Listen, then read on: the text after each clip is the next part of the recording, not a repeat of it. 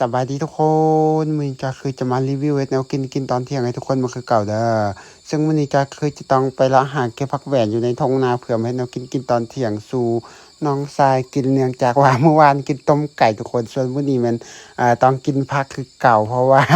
มาลาดนามื้อสุดท้ายเดี๋ยวมื้อนี้มันมื้อสุดท้ายลาดนาแล้วมื้ออื่นเขาก็เริ่มจะถอนเข้ากาแล้วก็ดำมื้อนี้จะก็เลยต้องไปเลาะหาเก็บผักแหวนอยู่ในนาญาติพี่น้องแบบนี้นะคือเมื่อทางเหนือเด้อทุกคนเมื่อทางแม่น้ำไหลมาแบบนี่นะนาเขาเจ้ายังบ่ทันไถเทือบนี่จ้าก็เลยว่าจะไปเลาะหาแค่ผักแหวนเพราะว่านาเขาเจ้าเป็นผักแหวนออกหลายแห้งโดยเฉพาะจะแม่นเบอร์มันเด้อทุกคนใบมันงามแห้งนี่นาวันนี้แหละทุกคนอยู่กล่องวันลักษณญาณเด้อทั้งเทิงนาเขาเจ้ามันมีลักษณญาณแล้วก็มีผักแหวนมีอันที่เขียวนี่มันใบผักแหวนเด้อทุกคนเขาสามารถเก็บเอาใบมันไปซุปกินก็ได้แต่ว่ามื้อนี้จอยมันบ่เอาใบเด้อจอยมาตั้งใจมาเอายอดมันมาเอายอดอ่อนมันเพื่อจอยสิไปเฮ็ดยำผักนอกเด้อ เฮ็ดยำผักนอกหรือว่าเฮ็ดกินสมผักนอกแบบนี้ทุกคนเฮ็ดสาผักนอกเลยคือสายอดผักนอกอย่างประมาณนี้หรือว่ายำมาแหละโดยรวมยำมาเลยทุกคนคือใจจะมาเลาะหาเก็บเอายอดผักแหวนเลยทุกคนเก็บกับกว่าที่ใดก็บ่แม่นเรื่องง่ายเลยใช้เวลาโดนเติบเนื่องจากว่ามันยอดน้อยมันยังบ่ทันยอดใหญ่เนื่องจากว่ามันหน้าเขาเจ้ายังบ่ทันได้ไถนะทุกคนมันก็เลยยังบ่ทันงามปานใดแต่ว่ามันก็มีหลายแฮงคันเขาไถนี่ เขาไถแล้วเขาปลูกข้าวมานี่คิดว่าน่าจะหลายสุดๆเลยแหละอันนี้มันเขายังว่าทันได้ไถเถือบนี่นะมันก็เลยยอดหน่อยคืออย่างที่เห็นเลยทุกคนกว่าจะได้เต็มกำนี่ก็บ่แม่นเรื่องง่ายๆเลยเพราะว่า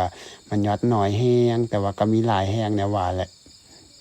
คันอยู่ในเมืองนี่เขาน่าจะเก็บไว้ขายเดี๋ยวผักแหวนแต่ว่าอยู่บ้านเฮามันบ่มีตลาดอยากกินหยังก็เลยต้องหาต้องแบบเอาอยู่ตามป่าตามทุ่งไร่ทุ่งนานี่แหละทุกคนบ่ได้ปลูกเด้อ เวลามาหาเก็บแบบนี้ก็คือเก็บอยู่หน้าผู้ใดก็ได้ครับบ่จำเป็นแบบเจ้าของเขาก็บ่ได้ห้ามบ่ได้ห่วงมันออกอยู่หน้าเฮาคนอื่นอยากกินก็ไปเลาะหาเก็บกินได้ออกอยู่หน้าคนอื่นเฮาอยากกินเฮาก็ไปเลาะหาเก็บได้เพราะว่าเจ้าของ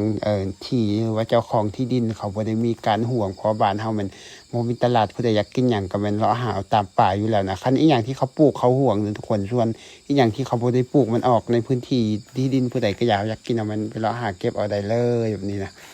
หลังจากจอยได้พักแหวนมาเรียบร้อยแล้วต่อมาจอยก็จะต้องเอามาล้างน้ำทุกคนล้างอยู่ในลำธารเลยดิจอยก็จะล้างแบบเอาออกบนอีหยังหากมันที่ดำหรือว่าเหงื่ออีหยังติดข้างจอยก็จะเอาออกไปล้างโคตรต้นอยู่ที่ทุกคนแต่ว่าเวลาตัดคลิปจอยก็จะเอาแบบสั้นๆย่อๆให้ทุกคนเบิ่งเอาเพราะว่าคันว่าเอายาวๆคนเบิ่งมันก็สิน่าเบื่ออีกอย่างที่สำคัญจอยก็บ่ฮู้สิเว้าจังใดคันคลิปมันยาวเกินไปกับพากย์เสียงบ่เป็นคือกันเด้เขาก็จะเอาแต่จุดสำคัญบ่อนที่เราจะอธิบายทุกคนเข้าใจนำแบบนี้นะ หลังจากได้ผักแหวนยังมาเรียบร้อยแล้วต่อมาจากก็จะต้องเอาหน่อไม้ส้มหรือว่าหน่อไม้ที่จอยดองไว้หั่นมาต้มแล้วทุกคนเพื่อเอาไว้ใส่เห็ดยำเห็ดเห็ดสาเอาเนี่ยจะว่าจังใดดีเดี๋ยวทุกคนเห็ดสาหรือว่าเห็ดหยังวะจอยก็ลืมเห็ดสาแหละเคยปกติเราจะสามะเขือแต่วันนี้กลายเป็นเห็ดสาผักแหวนเลยทุกคนสาคือผักแหวนเลยต่อมาคือจอยจะต้องมาเตรียมซอยเครื่องหอมอย่างนู่นนี่นั่นเพื่อเอาไว้ใส่เวลาเห็ดสาก็คือจะเป็นมักเพชรแล้วก็จะเป็นผักเทียมแล้วก็จะเป็นผักหอมผักหอมแพรผักหอมกันก่ำแบบนี้ทุกคนหลังจากนั้นแล้วเอามะนาวเรียบร้อยหมดแล้วต่อมาจอยก็ต้องซอยผักแหวนใส่ในสาซอยผักแหวนแล้วต่อมาจอยก็ต้องซอยมะเขือใส่แบบนี้นะมะเขือนี่เป็นมะเขือเพาะหวานเด้อทุกคนบ่ต้องไปล้างน้ำก็ได้เอาล้างน้ำตอนเรายังบ่ซอยก็ได้แล้วนี่ ต่อมาก็คือจะปรุงด้วยการใส่เกลือใส่แป้งนัวแล้วก็ใส่มะเขือเราก็จะเป็นผักหอมเที่ยวนั้นก่อนนั้นนี่เราจะเอาน้ำนอสมใส่ส่วนน้ำมะนาวจอยมันบ่ได้ใส่เลยทุกคนเนื่องจากว่าเอาน้ำนอสมใส่คิดว่าตอนแรกเขาคิดว่ามันจะผสมแต่พอเอาน้ำนอสมใส่เท่านั้นแหละทุกคนคือมันสมแห้งน้ำนอสมเที่ยวต้มแล้วเด้อทุกคนต้มเรียบร้อยแล้วที่เขาต้มมันสุกมันจืดแล้วก็คือเอามาใส่ซุปเฮ็ดยำได้เลยหลังจากนี้คือตักใส่ถ้วยเพื่อกินทุกคนกันแล้วเรียบร้อยสำหรับกินตอนเที่ยงของเฮามื้อนี้แต่ว่าก็มีทอดปลาเด้อแล้วก็จะมีลาบลาบตัวหนูมีลาบตัวหนูเนี่ยแม่ของจอยเฮ็ดส่วนจอยมันเฮ็ดซุปผักแหวนเพราะว่าจอยบ่ได้กินจอยบ่กินเนื้ออยู่แล้วทุกคนบ่กินอันซีนแบบโต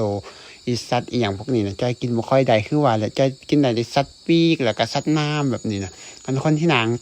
ตอนหน้าจอยจะเป็นแม่เป็นพ่อของจอยเดี๋ยวทุกคนส่วนข้างจอยมันจะเป็นแม่ของจอยแล้วก็ส่วนคนเสื้อดำมันน้องชายเด้อส่วนสองคนที่อยู่ทางหน้ากล่องเขาบ่อยากเข้ากล่องมันพี่น้อง ที่มาสวยงานเด้อทุกคนเขาบ่อยากเข้ากล่องเขาก็เลยบ่ให้เห็นหน้าเขาแบบนี้นะ แล้วสำหรับการให้แนวกินของจอยหมูสวยมื้อนี้ก็คือจะมีแค่นี้เด้อทุกคนแล้วสำหรับคลิปตัวนี้จอยก็ได้ขอจบสำนี้นํแล้วพบกันใหม่คลิปหน้าเด้อทุกคนสำหรับคลิปนี้ขอจบสำนี้ไว้แล้วก็บ๊ายบายพบกันใหม่คลิปหน้าเด้อ